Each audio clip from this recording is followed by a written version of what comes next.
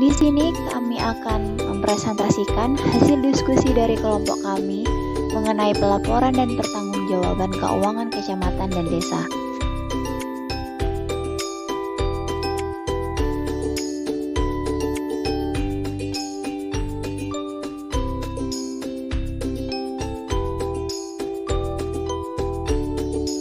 Materi ini disusun oleh kelompok kami yang beranggotakan Nuris, Dewi, Rohma, dan juga Nilil.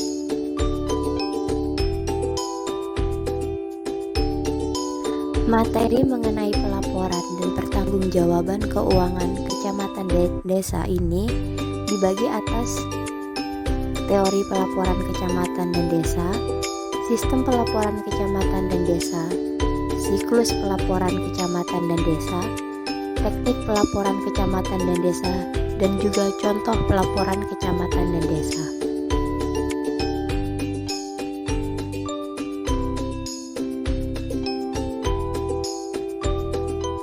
Pengertian dari laporan itu sendiri yaitu dokumen yang berisikan informasi terorganisasi dalam sebuah narasi, grafik, atau bentuk tabular yang disusun atas dasar periodik, rutin, atau ketika dibutuhkan.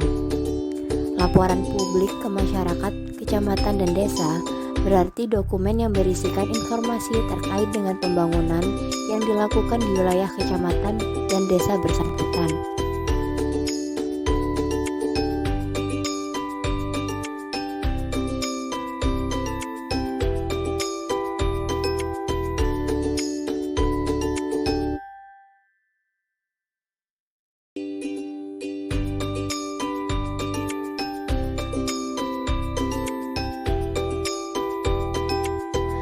Siklus pelaporan dan pertanggungjawaban dimulai dari kepala desa membuat laporan yang berisikan laporan pelaksanaan APB desa dan laporan realisasi kegiatan. Kemudian disampaikan kepada bupati atau wali kota paling lambat minggu kedua bulan Juli. Lalu melaksanakan konsolidasi laporan pelaksanaan APB desa yang kemudian diserahkan kepada Menteri Dalam Negeri paling lambat minggu kedua bulan Agustus tahun berjalan. Setiap akhir tahun anggaran, kepala desa membuat laporan yang berisikan laporan pertanggungjawaban realisasi APB desa paling lambat 3 bulan setelah tahun anggaran berakhir, yang kemudian disampaikan bupati melalui camat.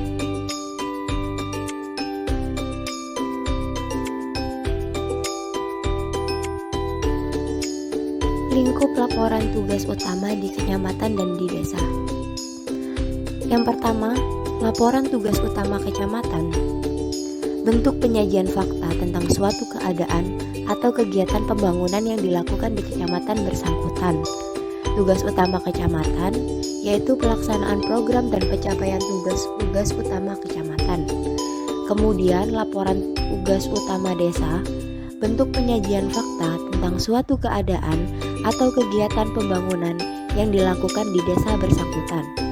Tugas utama desa yaitu pengembangan produksi, peningkatan standar kehidupan, penciptaan lingkungan perdesaan yang berbudaya, serta melembagakan pengelolaan desa secara demokratis.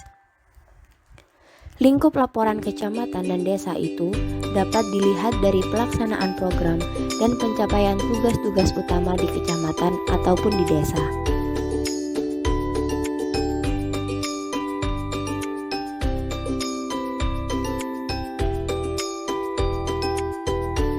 Manfaat laporan kecamatan dan desa. Yang pertama, menyediakan informasi mengenai sumber, alokasi, dan penggunaan sumber daya keuangan organisasi kecamatan dan desa. Yang kedua, menyediakan informasi mengenai bagaimana organisasi kecamatan dan desa mendanai aktivitasnya serta memenuhi kebutuhan kasnya. Dan yang ketiga, menyediakan informasi mengenai keuangan organisasi kecamatan dan desa serta perubahannya.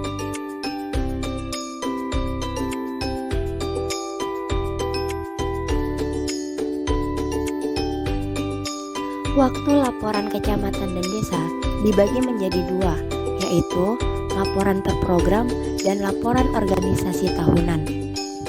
Laporan per program, yakni laporan yang diterbitkan berdasarkan pelaksanaan program tertentu. Kemudian laporan organisasi tahunan adalah berisikan laporan keuangan serta kinerja organisasi kecamatan dan desa selama 1 tahun.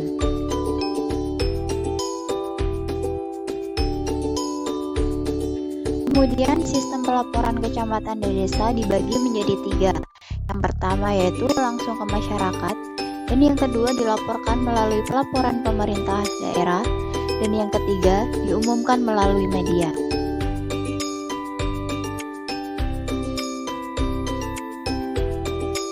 Siklus pelaporan keuangan kecamatan.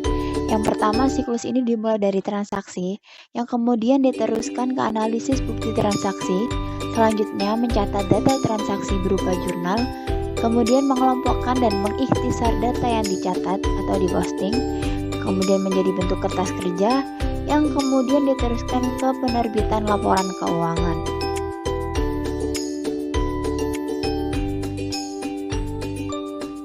Siklus pelaporan keuangan desa. Siklus ini dimulai dari identifikasi penerimaan, kemudian perhitungan pengeluaran, dan selanjutnya yaitu perhitungan saldo penerimaan dan pengeluaran desa.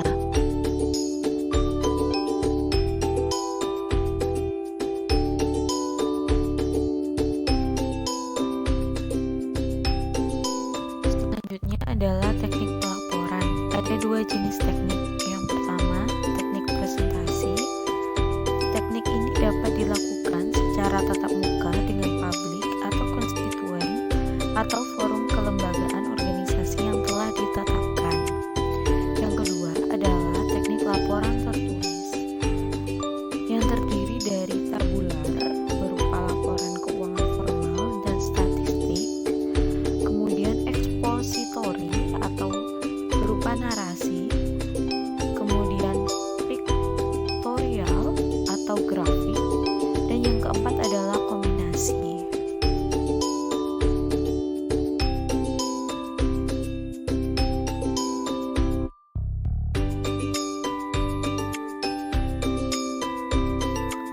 Kemudian contoh pelaporan kecamatan dan desa.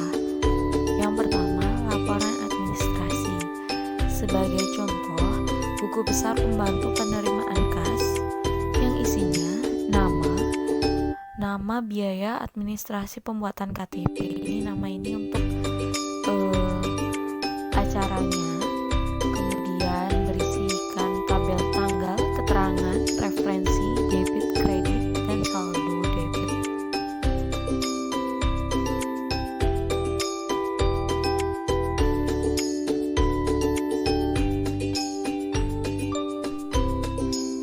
Kemudian masih seperti laporan administrasi, tapi ini untuk buku besar pembantu pengeluaran kas dengan namanya biaya rapat rembuk desa.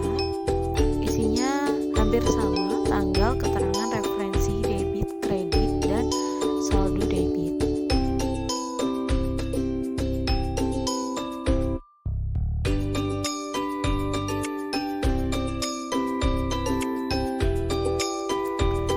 Masih di laporan administrasi, seperti pada layar, laporan kependudukan Kecamatan Tanjung Raja. Ini berisikan mengenai jumlah penduduknya dari berdasarkan desa atau kelurahannya, kemudian berupa jenis kelamin laki-laki, perempuan, dan juga jumlahnya.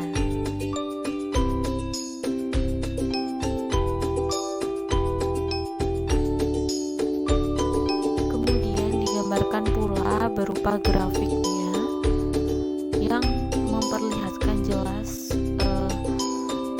paling banyak dan paling sedikitnya jumlah penduduk dalam satu kecamatan Tanjung Raja.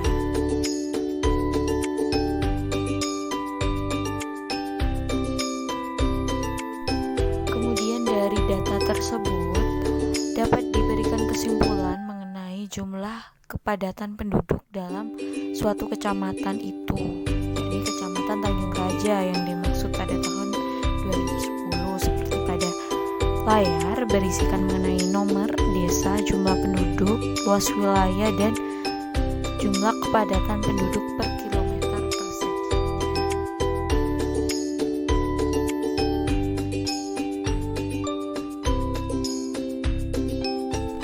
Yang kedua, laporan kualitas hidup desa.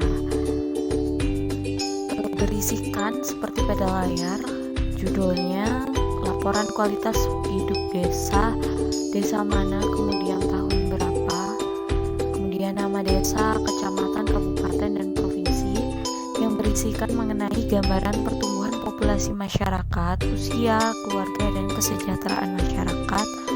Yang kedua, mengenai inti laporan kesejahteraan di bidang sosial atau budaya, bidang ekonomi, bidang lingkungan. Yang terakhir adalah kesimpulan tentang temuan-temuan pada poin 2 dan juga sarannya.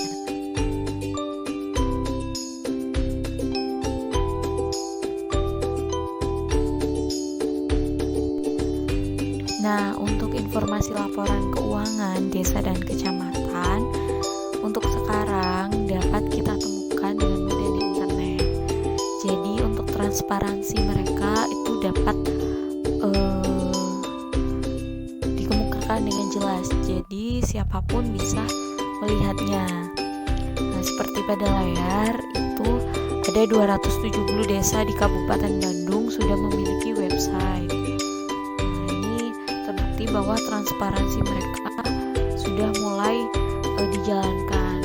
Kemudian setelah kita klik, kita dapat menemukan mengenai catatan atas laporan keuangan, misal pada tahun 2018, kemudian neraca per Desember tahun 2018, kemudian laporan operasional 31 Desember 2018, kemudian laporan realisasi anggaran, dan laporan perubahan ekuitas.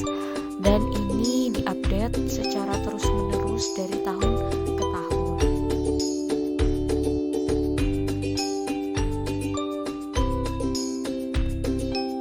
Yang ketiga, laporan keuangan desa. Sebagai contoh, laporan realisasi anggaran desa seperti pada layar terdapat pendapatan. Ini memberikan uraian mengenai pendapatan asli desa, yakni dari BUMDes, usaha desa sendiri, kemudian pendapatan transfer berupa dana desa, alokasi dana desa, kemudian bantuan keuangan provinsi, dan lain-lain. Itu disebutkan anggarannya berapa. Kemudian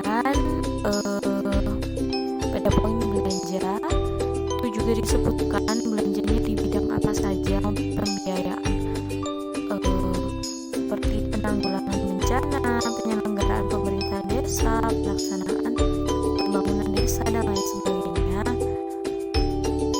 Kemudian juga terdapat keterangan mengenai surplus atau defisitnya. Kemudian pada poin pembiayaan juga terdapat penerimaan pembiayaan dan pengeluaran pembiayaan, dan setelah itu ada pembiayaan netonya, dan untuk yang terakhir ada SILPA atau silpa, tahun berjalannya berapa, realisasinya, dan itu